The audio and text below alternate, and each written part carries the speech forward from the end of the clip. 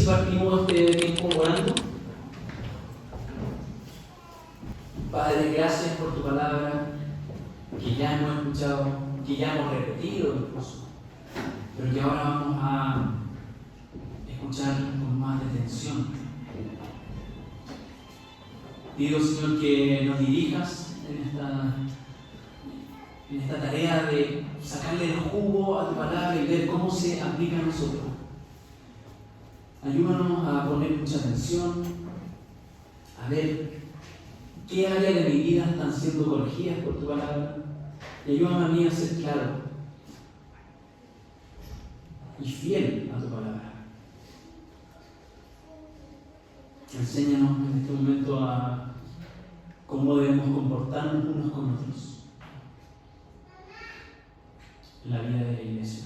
Te lo pido en el nombre de Hijo Jesús. Amén. Amén. Como sabrán, o quizás se hayan dado cuenta en alguna comida que hayan tenido conmigo, que a mí me gusta comer. Y me gusta comer harto y rápido. Pero cuando era niño, me enseñaron que, y no voy a tratar de no imitar la voz de mi mamá, en esta casa nadie come hasta que estén todos sentados en la mesa. No me lo decía tan calmado mi mamá. En esta casa nadie come. Me decía. Hasta que estén todos sentados en la mesa. Con eso aprendí que había que respetar a todos. He ido aprendiendo eso, que esa pequeña instrucción se trataba de esperar al resto. De que todos partiéramos al mismo tiempo y tuviéramos, digamos, el mismo acceso a la comida. Porque si no, yo me iba a comer todo si no esperaba a los que estaban, por ejemplo, sirviendo, o a quien había preparado la comida. La idea era también que todos como familia lleváramos el mismo ritmo, que todos tuviéramos la ensalada, después el plato de fondo, el postre, y creo que no había más platos también.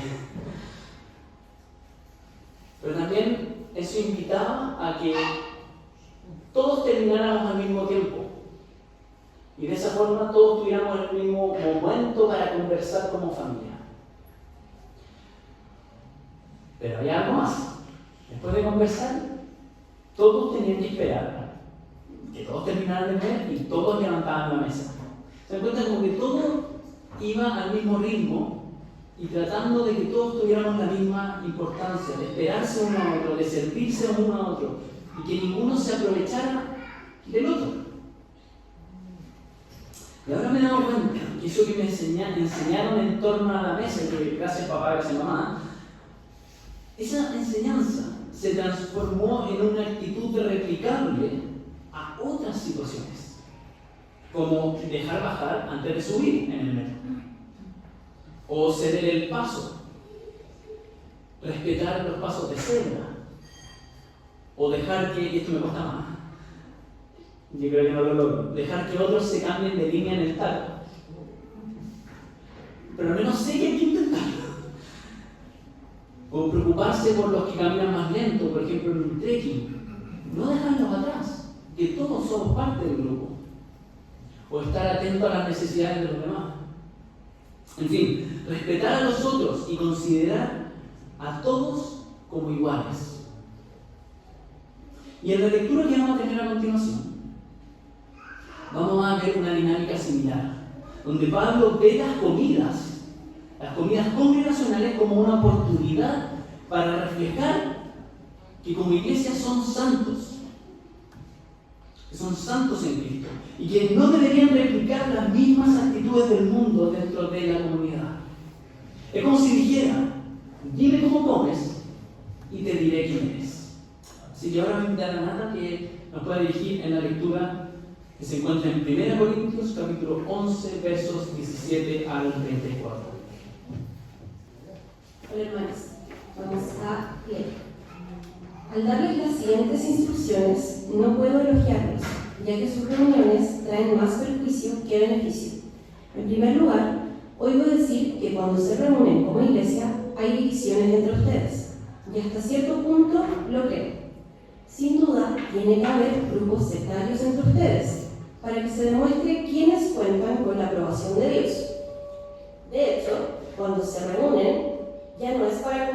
cena del Señor, porque cada uno se adelanta a comer su propia cena, de manera que unos se quedan con hambre, mientras otros se emborrachan. ¿Acaso no tienen casas donde comer y beber?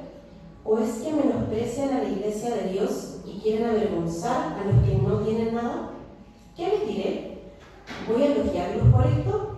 Claro que no. Yo recibí del Señor lo mismo que les transmití a ustedes, que el Señor Jesús, la noche en que fue traicionado, tomó pan y después de dar gracias, lo partió y dijo: este pan es mi cuerpo, que por ustedes entero. Hagan esto en memoria de mí. De la misma manera, después de cenar, tomó la copa y dijo: esta copa es el nuevo pacto en mi sangre. Hagan esto cada vez que beban de ella, en memoria de mí.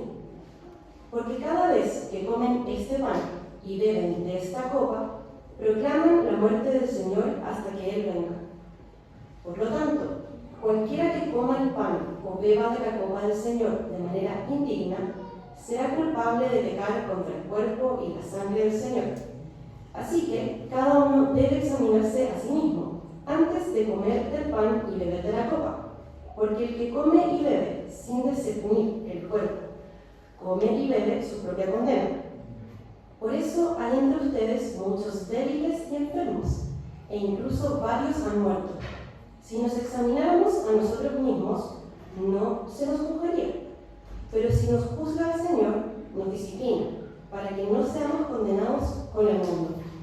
Así que, hermanos míos, cuando se reúnan para comer, espérense unos a otros. Si alguno tiene hambre, que coma en su casa, para que las reuniones de ustedes no resulten dignas de condenación. Los demás asuntos los arreglaré cuando los visite. Hermanos, esto es palabra de Dios. Hemos hablado ya varias veces de que uno de los problemas que tenía la iglesia de Corinto era que estaban divididos, ¿cierto? Y se habían formado facciones o grupos por distintos motivos. Pero el sectarismo que Pablo busca corregir en esta parte de su carta es acerca de los ricos en perjuicio de los pobres, entre los que tenían todos los recursos y los que trabajaban sin descanso o eran esclavos. Esta división se había hecho evidente en sus reuniones, específicamente en los momentos donde había que supuestamente comer juntos. Así que les dice, versos 17 al 18, no puedo elogiarlos, ya que sus reuniones traen más perjuicio que beneficio. Cuando se reúnen con mi iglesia hay divisiones entre ustedes y hasta cierto punto lo creo. Resulta que desde los inicios de la iglesia los creyentes habían adoptado esta costumbre de comer juntos, ¿cierto? Y dentro de esas comidas también participaban de la cena del Señor, como dice en Hechos 2. Se mantenían firmes en la enseñanza de los apóstoles, en la comunión, en el partimiento del pan y en la oración. Se juntaban a comer y dentro de sus comidas tenían una cena del Señor. Pero los corintios ya no estaban practicando esta costumbre, sino que la habían distorsionado. Habían terminado juntándose a comer como los del mundo. La cena del Señor había quedado relegada. O en el mejor de los casos, la tenían, pero habían profanado la manera en que participaban de ella. Versos 20 y 21. Dice que cada uno llevaba su propia cena y en vez de compartirla, comían solos sin esperar a otros y bebían hasta quedar borrachos. Y no creo que está hablando de esa cena, está hablando de la comida, de la comilona. Cada uno llevaba su buen plato de comida y se comía él solo, quizás con su más amigo, pero los demás quedaban sin comer. Otros quedaban con hambre. Pero ¿quiénes eran estos que comían y bebían así de manera excesiva y egoísta? ¿Y quiénes eran estos que quedaban con hambre? Había un grupo selecto que tenía la capacidad de llevar sus propias comidas y de llegar temprano para sentarse dentro del lugar. Y esos eran los ricos, los dueños de las casas, los terratenientes, los grandes empresarios, esos que tenían los recursos, y también como eran los dueños de la empresa o de las tierras, y no eran ellos los que estaban trabajando la tierra, ellos podían llegar temprano el domingo. Tenían la libertad para hacerlo, tenían los recursos para llevar buenas comidas. En cambio, el otro grupo eran los más pobres, o la clase obrera, los esclavos, que además de no tener los recursos para llevar grandes comidas, también estaban obligados a completar su jornada laboral. Y ustedes me dirán, pero ¿cómo si era domingo? ¿Por qué no deberían haber estado en la casa? No, porque el domingo no era feriado, no era el día libre, como lo tenemos hoy en día. Entonces, el domingo, ¿hasta qué hora se quedaban trabajando? Tampoco trabajaban 8 horas, quizás trabajaban muchos más. Entonces no alcanzaban a llegar a tiempo. Tampoco tenían la libertad para dejar sus trabajos.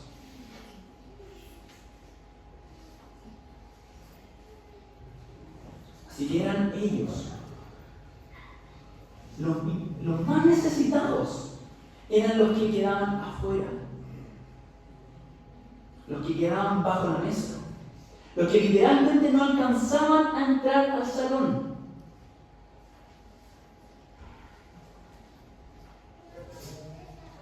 Mientras que algunos adentro ya habían comido en exceso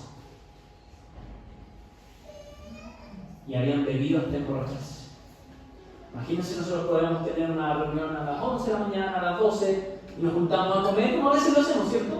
Pero que esta reunión durara hartas horas, y los que están trabajando no alcanzan a llegar y llegan tipo 7 de la tarde, 8, y adentro ya dejamos la embarrada. Ya lo comimos todo, lo tomamos todo, y no estamos ni ahí, perdón la expresión, no estamos ni ahí con abrirle la puerta a los que quedaron afuera. Algo así estaba ocurriendo.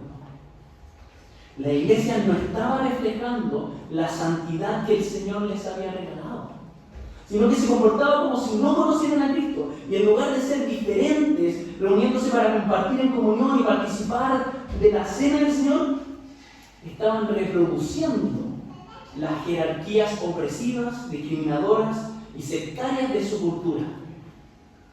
Se están comportando como se comportaban los no cristianos. Y eso se notaba en la manera en que comían. Dime cómo comes y te diré quién eres. Bueno, por cómo comían, parecían no cristianos. Parecían del mundo.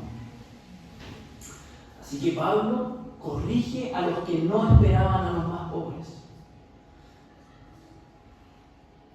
Corrige a aquellos a quienes mostraban que no le importaba el resto. A esos que comían solos, que se creían más importantes y que con ello, como dice el verso 22, a los que menospreciaban a la iglesia, a los que menospreciaban la diversidad de la iglesia y avergonzaban a los que no tenían nada, cuando en verdad lo que deberían haber estado haciendo era cuidarlos, sostenerlos, proveerles a los más necesitados. Nuestra cultura no es muy diferente, ¿cierto? También promueve el individualismo, también el clasismo o las dinámicas opresivas de poder. Y eso fácilmente se puede colar en la vida de la iglesia, en los cultos, en las comidas congregacionales, incluso en la Santa Cena. Por ejemplo, podríamos caer en menospreciar el ministerio de la bienvenida, pensando que ¿para qué vamos a tener darle la bienvenida si ya los que somos de la casa ya sabemos cómo entrar? Lo importante ya están adentro, ya son parte de la iglesia. O podríamos pensar que el tiempo de compartir que tenemos después del culto es secundario, porque lo importante es mi relación personal con Dios, es lo que yo vine a escuchar del culto, en las canciones que yo vine a cantar, y tiro con compartir con los demás, porque relacionarme con otros es irrelevante. los otros son irrelevantes. Podríamos estar pensando de esa forma.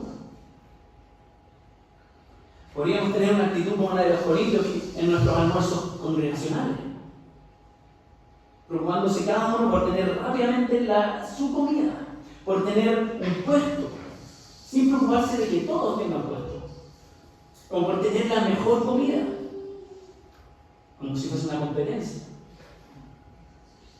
O mirar la comida al lado y digo, mañana, yo cocino mejor. Yo nunca he dicho eso, porque entre que se me olvida traer la comida y no cocino tan rico, bueno, no puedo decir eso, pero podríamos caer en esa actitud, menospreciar al otro. O traigo comida y me la como yo nomás, no la pongo a disposición de los demás. O nos podríamos olvidar de los que por ABC motivo tuvieron que salir a comprar un pollo asado. Y partimos la comilona y los que tuvieron que salir a comprar el McDonald's llegan y ya todos comieron. ¿Se dan cuenta cómo es súper sencillo pero podríamos caer en eso que muestra que realmente no estamos tan preocupados por todos? O en la Santa Cena podríamos dedicarnos solamente a pensar en nuestra relación personal con Dios, el alimento que Él me da a mí, en mi relación íntima con Él, olvidando que existen otros y que la participación es comunitaria. Y así podría seguir dando ejemplos de cómo podríamos estar fácilmente comportándonos o comiendo como los del mundo. Pero nosotros estamos llamados a vivir diferentes. Porque hemos sido santificados, hemos sido apartados para vivir a la manera de Dios, como a Dios le gusta. Porque esa es nuestra nueva identidad que debemos llevar a la práctica.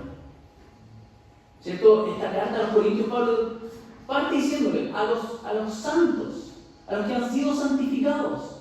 Y después viene un capítulo, llama 11 capítulos de correcciones, porque lo está invitando a vivir su santidad, a vivir de manera diferente a como vive el resto del mundo.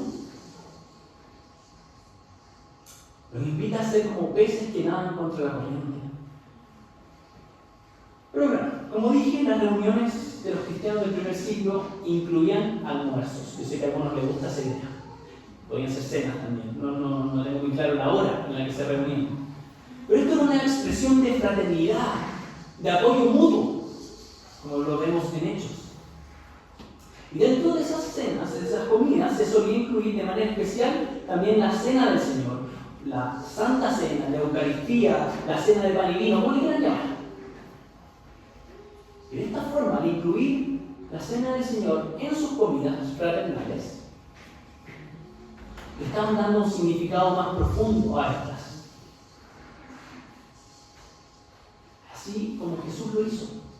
Jesús también tenía una comida anual, fraternal y comunitaria, que Él quiso darle un significado aún más profundo. Estoy hablando de la cena pascual israelita. Él quiso resignificar esa tradicional comida y darle un significado más profundo. Así como los cristianos, al incluir la Santa Cena en sus almuerzos, querían darle un significado más profundo. Pero ahí es precisamente donde los corintios se cayeron. Porque cambiaron el sentido de sus reuniones y de sus comidas congregacionales, hasta el punto que ya ni tenían la cena del Señor. Y si la tenían, en el mejor de los casos, no participaban de ella de la manera correcta, ni dejaban que esta moldeara sus vidas. Y el segundo punto, la cena debería moldear la manera en que tenemos nuestras reuniones y la manera que vivimos. Por eso Pablo les recuerda cómo fue la cena del Señor, esa cena que Él tuvo con sus discípulos. Y también les recuerda lo que les enseñó cuando se miran los versos 23 al 25. Pablo escribe: yo recibí del Señor lo mismo que le transmití a ustedes, que el Señor Jesús, la noche en que fue traicionado, tomó pan y después de dar gracias lo partió y dijo: este pan es mi cuerpo, que por ustedes entrego. Hagan esto en memoria de mí. De la misma manera, después de cenar, tomó la copa y dijo: esta copa es el nuevo pacto en mi sangre. Hagan esto cada vez que beban de ella en memoria de mí. Libros se han escrito, muchos libros se han escrito en torno a las múltiples y profundas enseñanzas de Jesús en torno a este tema, al significado que tienen estas palabras de Jesús. Pero déjenme destacar algunas, ¿ya? No voy a dar todas, voy a dejar varias cosas de lado que me gustaría compartirlas, pero Jesús toma esta cena que ya tenía un significado simbólico centrado en el rescate y la liberación que Dios efectuó del pueblo de Israel desde Egipto, y lo resignifica, apuntando a su propia muerte redentora. Tomó el pan sin levadura, que recordaba la rápida salida de Egipto y que Dios los sustentaría en el desierto, y los había sustentado en el desierto. Tomó ese pan y al partirlo fue como si dijera: ahora este pan simboliza mi cuerpo, que será herido por su liberación, y que al alimentarse de mí serán sostenidos en medio de este mundo difícil.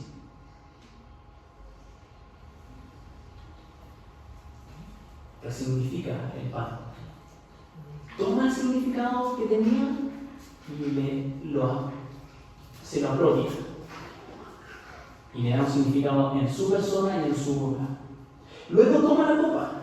Esa copa que hablaba de la bendición de Dios y de cómo la sangre de un inocente protegió al pueblo de la muerte en Egipto. Ahora ese vino anunciaría un nuevo pacto, sellado con su propia sangre, para restaurar la relación quebrada por el pecado. En la antigüedad, cuando se hacía un pacto, cuando se firmaba un contrato entre dos partes, no iban ante el notario, sino que sacrificaban un animal y derramaban la sangre como señal del compromiso de ambas partes por ese pacto. Si lo rompemos, sangre. El tema es que Dios había hecho un pacto unilateral, donde Él se comprometía a cumplir a toda costa. Pero ahora Jesús dice: este es el nuevo pacto en mi sangre, porque yo soy el Cordero, yo soy el animal sacrificado para sellar este pacto. Un pacto que habla de una nueva relación con Dios, una relación restaurada por Dios. Porque esa sangre, su sangre, sería también la que limpia los pecados, la que elimina lo que había roto la relación. Por eso su sangre sella este pacto, este nuevo pacto, para que podamos tener una nueva relación con Dios.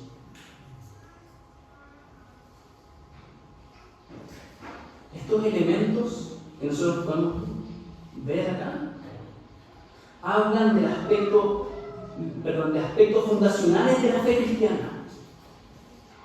Y esos elementos son los que deberían moldear nuestro estilo de vida, nuestras relaciones, nuestras reuniones. Porque dime cómo comes y te diré quién eres. Y aquí les está diciendo cómo deberían comer. De esta forma, cada vez que comieren de la cena del Señor, estarían siendo moldeados por el Evangelio, por las buenas noticias de que Jesús los ha liberado, de que Él sostiene nuestras vidas, y que ahora tienen una relación renovada con Dios. Eso es lo que Pablo quería enseñarle a los corintios y recordarles con esta cena.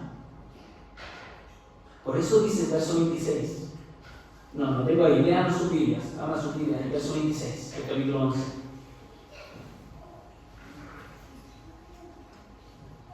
Porque cada vez que comen de este pan y beben de esta copa, proclaman la muerte del Señor hasta que Él venga. O sea, está proclamando que el Señor murió por nosotros, pero va a venir, y si va a venir es porque está vivo, y va a venir a buscar a su pueblo. Ahora fíjense bien en el lenguaje y el simbolismo que Jesús usó en esa lectura. Primero usó la cena pascual. Esta no era una cena individual ni exclusiva. Se celebraba en comunidad. Y si una familia era muy pequeña o no tenía los recursos, debía unirse a otra. También se invita a los extranjeros y a quienes no tenían lugar para que nadie quedara fuera. De eso se trataba la Pascua. Era para recordar todo lo que Dios había hecho por el pueblo al sacarlos de Egipto, pero también era una manera práctica de incluir a otros y de hablar del cuidado mutuo. Esa es la cena que el Señor usa. Esa es la cena que debería haber estado en las comidas de los corintios. También, ¿qué hizo Él? Partió el pan, apuntando a su sacrificio, a lo que ocurriría con su cuerpo, que sería herido. Pero también habla del repartimiento, del compartir unos con otros a Jesucristo. Son simbolismos. No repartimos a Jesucristo, repartimos este símbolo de que compartimos a Jesús, que nos reunimos en torno a Él. También dice, hagan esto. Hagan. Eso es plural, ¿no? No dice, tú, Alan, haz esto. Dice, a toda la iglesia, hagan esto. Nuevamente, no es algo individual. Es algo comunitario y repetitivo, ¿cierto? Algo que no debería dejar de hacerse. Y dice 2 veces, háganlo en memoria de mí. Se trata de recordar a Jesús, recordar lo que Él hizo, pero de alguna forma también repetir lo que Él hizo, teniendo su misma actitud, amando como Él amó, honrando su memoria, viviendo como pequeños Cristos. Creo que el texto nos dice, y con esto recuérdenme, es más profundo, ¿cierto? Es más amplio. Hagan esto en memoria de mí, que con esto se honre mi memoria, y que con la manera en que ustedes viven y que ustedes comen se honre mi memoria, y que lo hagan como yo comí, como yo les enseñé a vivir, dice Jesús. Porque la cena es un molde para las reuniones, para las comidas, para nuestras actitudes de toda la vida, para nuestro estilo de vida. Esta cena moldea cómo deberíamos ser. Perdonados, una relación restaurada con Dios, y para compartirlo, para considerar al otro. Porque eso es lo que hizo Jesús, ¿cierto? Vino a dar su vida por amor a otros. Eso moldea nuestra manera de ser, nuestra manera de vivir. Por algo nos llamamos cristianos, porque imitamos a Cristo, lo seguimos a Él. Y esto es como la enseñanza de mi papá. Aquí nadie come hasta que estén todos sentados. Como les dije, es eso. Moldea una actitud que se replica en diferentes situaciones de la vida. De la misma forma, la cena del Señor moldea un cristianismo comunitario, centrado en el Evangelio, preocupado por el otro y que ama sacrificialmente, imitando a Jesús. Creo que como iglesia deberíamos darnos la oportunidad de dejarnos moldear más por la Santa Cena, y que nuestra participación en esta sea a su vez más fiel a como Jesús le instauró. Y no estoy hablando de formas, estoy hablando de actitudes. La cena del Señor es una hermosa oportunidad para compartir, no solo con Dios, sino también con nuestros hermanos en la fe, recordando que somos un solo cuerpo. Es un momento para la comunión. Por eso otras denominaciones le dicen, vamos a tener la comunión. Es un momento para considerar las necesidades del otro, para reconciliarnos si es necesario. También es una celebración que nos recuerda que participamos no por mérito propio, sino es por pura gracia. Es un regalo inmerecido que podamos acercarnos a la mesa del Señor. Y nos podemos acercar no porque a Dios le dé lo mismo lo que hayamos hecho, o cómo lo hayamos tratado a Él, o cómo hayamos tratado a nuestro hermano. Es porque Él se sacrificó para nuestra redención.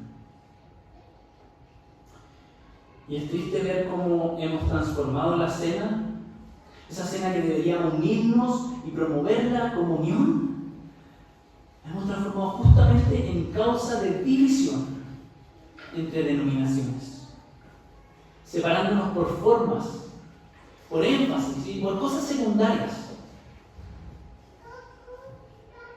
Pero qué alegría es cuando la cena se convierte en el lugar de unidad entre los creyentes. Más allá de las diferencias denominacionales, la cena es una invitación a todos los que tienen fe en Jesús a participar juntos en memoria de Él. Yo no participo de la cena con los católicos. Quiero ser muy respetuoso de lo que voy a decir, ¿no? Pero ellos enseñan algo diferente de lo que está ocurriendo en la cena. En cambio, con otras denominaciones podemos hacerlo. Yo he tenido la oportunidad de participar de la cena con hermanos de presbiterianos, bautistas, metodistas, pentecostales y otros que ni siquiera tienen nombre para su denominación.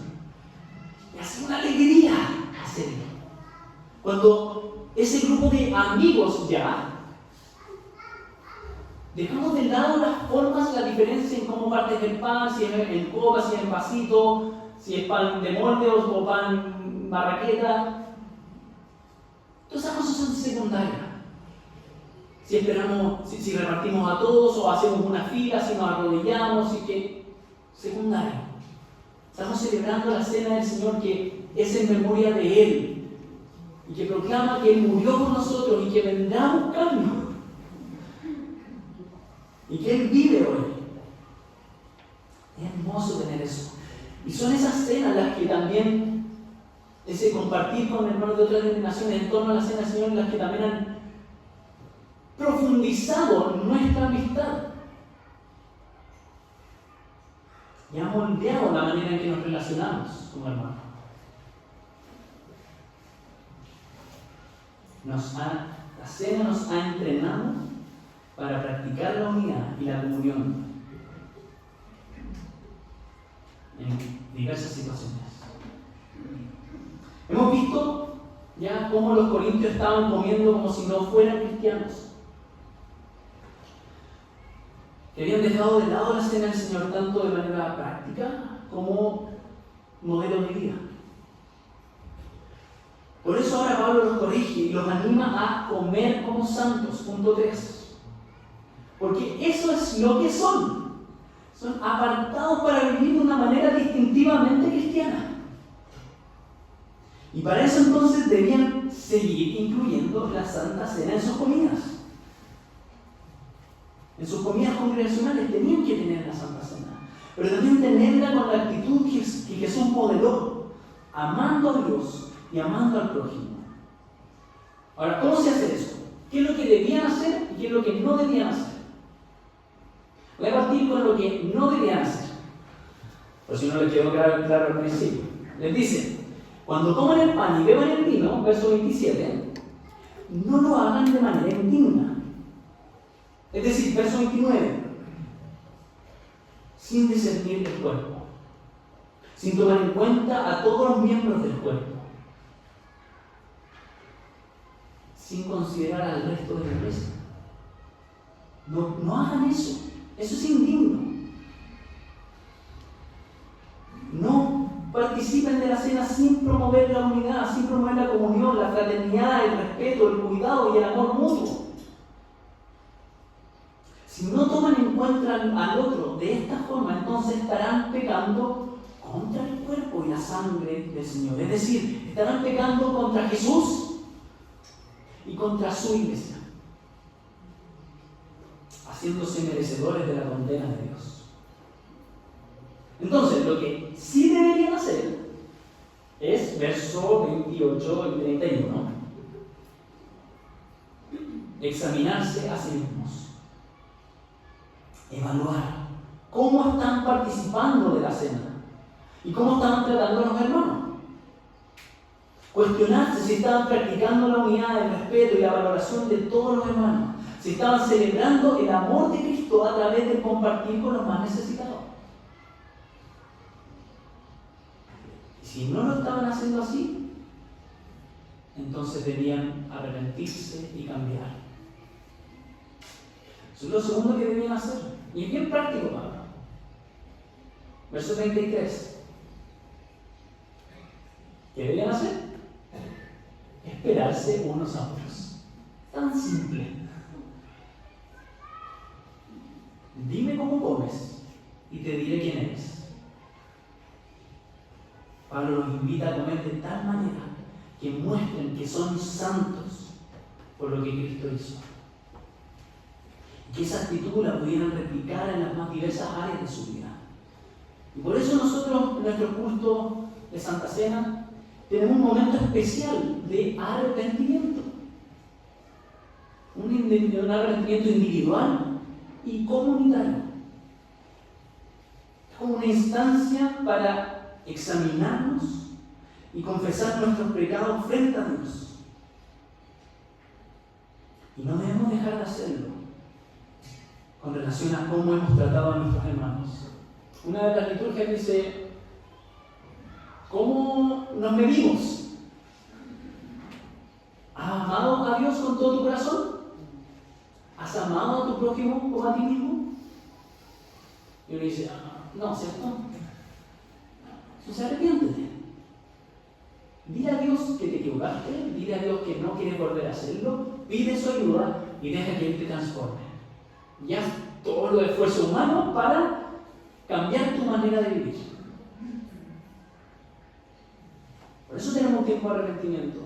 Y no un tiempo, voy a insistir en esto, no es un tiempo para solamente arrepentirme de robé un banco el otro día. No, otro ejemplo. No es solamente arrepentirme por miré algo que no debía. Es también arrepentirme por cómo estoy tratando a mis hermanos, a mi familia, a los otros miembros de esta iglesia. Pero también tenemos un tiempo para declararnos la paz. Una paz que es unos a otros. Nos declaramos una paz con Dios. Te puedo decir que la paz de Dios sea contigo, que tu vida sea en paz. No solamente por ausencia de conflicto, sino que que tengas una buena relación con Dios, que tengas una buena relación con otros, que tengas una buena relación con lo que te rodea. Que deseo eso para ti. Pero también deseo que haya paz entre nosotros. Quizás te he dañado. Quizás tú me has dañado. Abrazo, te doy la paz. Eso es acercarse a la mesa de manera digna. Cuidando nuestras relaciones con otros, preocupándose por los otros y buscando la restauración de ser necesario. Y siguiendo la instrucción final de Pablo, los invito a mirar al otro durante la Santa Cena. ¿Saben la Santa Cena que vamos a tener un ratito más? Miren a otros, miren a Dios, concéntrense en Dios, pero concéntrense en las imágenes de Dios que Él ha puesto alrededor tuyo. Espera con tranquilidad a que todos se hayan servido, que todos tengan los elementos en sus manos. Y que esa actitud también podamos llevarla, por ejemplo, a nuestro próximo almuerzo congregacional, que aún no tiene fecha, pero vamos a tener uno. Y también podamos replicar esta actitud a otras situaciones, dentro y fuera de la iglesia. Oremos. Señor, te amo. Gracias por tu palabra porque es correctiva. Nos enseña cómo vivir. Nos corrige y a veces duele esa corrección. Pues, Señor, pedimos que nos sigas hablando por medio de ella. Nos sigas mostrando en diferentes momentos de nuestra semana cómo podemos aplicar esto que hemos escuchado hoy. Señor, nos arrepentimos, pedimos perdón por todas las veces que hemos fallado en esta área, de cómo tratamos a otros. Señor, por favor, transforma la vida de esta iglesia para que realmente vivamos esta unidad. Y también eso que decimos que somos una familia, podamos expresarlo con aún más amor. Lo pido en nombre de tu Hijo Jesús.